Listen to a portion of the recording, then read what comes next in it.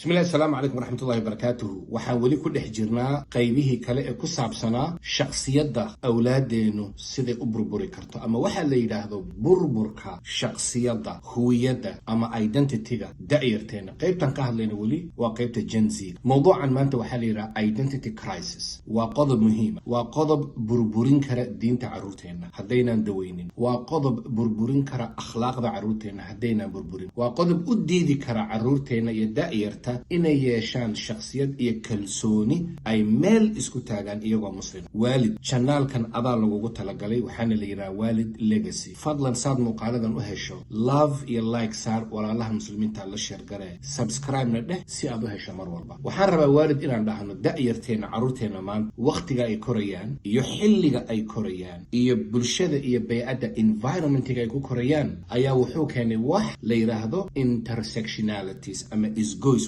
isgoyskaasi carruurteena ku korayaan. isgoys maxaa la yidhaha soomaaliga? waa meesha afarta jiho ay baabuurtu isaga yimaadaan. carruurteenna marka maanta xilliga ay korayaan waxaa la yidhaha globalization world. waa xilli adduunku isku furmay, waa xilli adduunku kala xidhxidhnaa uu isku furmay, waa xilli gaal iyo muslim iyo hinduus iyo yuhuud iyo qoomuluud iyo mid mulxido atheist ah iyo mid waalan iyo waxaasoo dhan ay hal iskuula wada aadayaan, ay hal jaamacada wada aadayaan, ay daris noqonayaan, ay hal tiima ka wada tirsanaan karaan. meeshaasay ku korayaan. aniga iyo adiga shalay waxaana soo koriyey bulsho iyo bay'ad. iyaga maanta waxaa korinaya bulsho iyo bay'ad. aniga adigu shalay xilliga aan soo korray iyo xilligan way kala duwan yihiin. sidaa darteed waalidow, runtii fitanka ay wajahayaan wax aad qiyaasi karto ma ah. bal waxaad suuraysataa ood ka warantaa ilmo aad dhashay oo da'diisu u dhaxayso 12, 13 ilaa 20 gaarsii, oo markay kolleejka yimaadaan ama high schoolka dadka ay wada joogaan, gabadhani ay leedahay waxaan ahay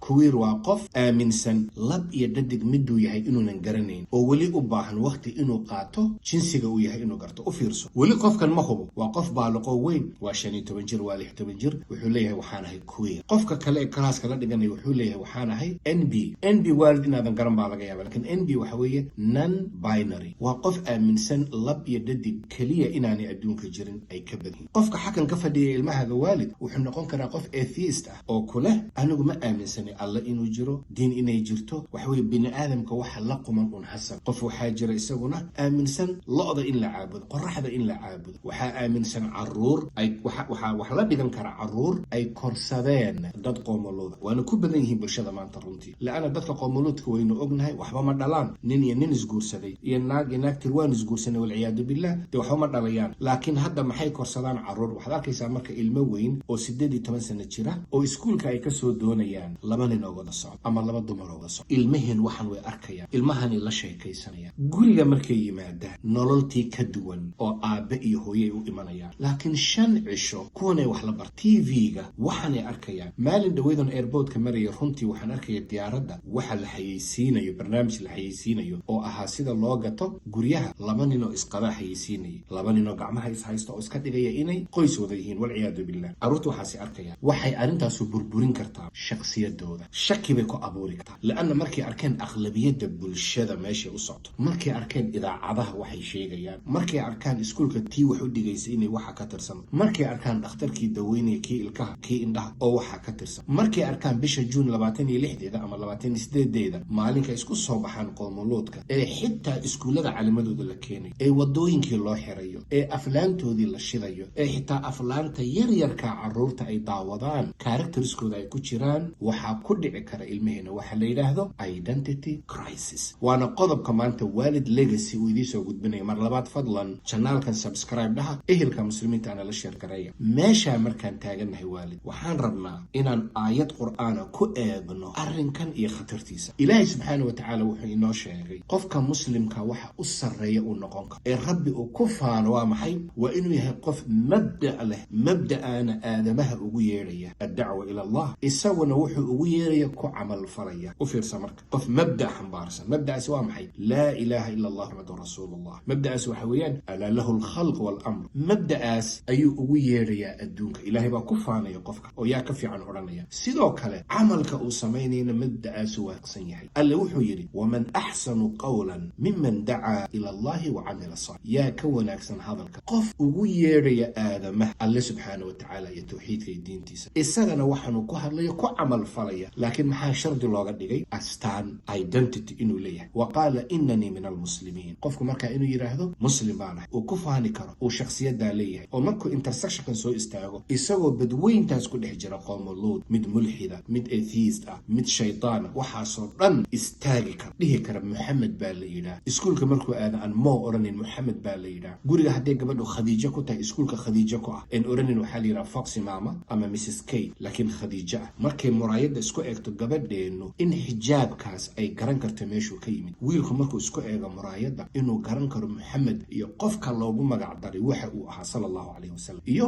astaanta u xambaarsanaa iyo dhambaalka u xambaarsanaa kalsoonidaas ayaa maanta khatar ku jirta awlaadeena marka la eego iyo da'yarta maxaa keenaya waalid waa wakhtiga ay korayaan oo ah wakhti runtii qoomuluudku ay xadhkaha goosteen oo xitaa filmada la daawado ay ku guulaysteen afartii karakter ama afartii actor kuwa filmada jira mid ka mida iyaga in la siiyo oy ku guulaysteen boqolkiiba 25 dadkaad aragtay 1% wayaa la yidhaha qoomuluud ilaa 2 laakiin boqolkiiba 25 idaacadaha iyaga xukum sidaa darteed waalid ilmaheenu khatartaasay ku jiraan waa identity crisiska aan ka hadlayno shakhsiyadooda burburaysa confusion bay ku jiraan marka way wareersan yihiin maxaa laynooga baahan yahay inaan kaa cudubalaysana maaha carruurteena inaan erina ma ah communication inaan usoo noqono in guriga mar walba xalqad ay ka jirto in aad ku xiran tahay janaanada qoyska iyo carruurta ka hadlaya guriga xalqa inay ka jirto maalin walba dad baa la soo hadlay soo maaha adigoo waalida inaad aamusta waaceeb la hadal xalaqo salaada wada tukada hal xadiisa salaada wada tukada hal ducaa macnahooda bar salaada wada tukada hal mar sheekaysta sitimaankii hal mar moolasha isku raaca gacanta qabsa ilmahaaga u sheekee midda diintu ayna amrayso waalidow waa midda sababta marka aan u leenahay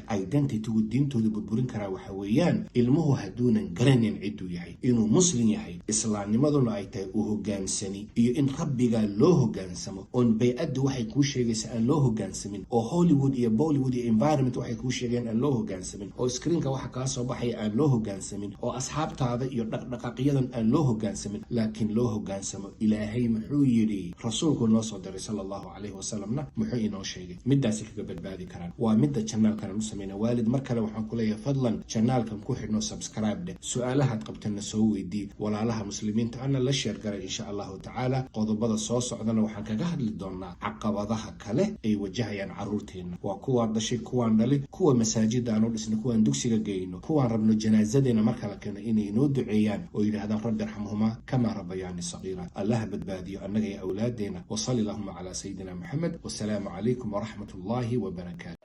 Waleed legacy, it shines so bright, a rising star in the endless night, from roots so deep to skies so high.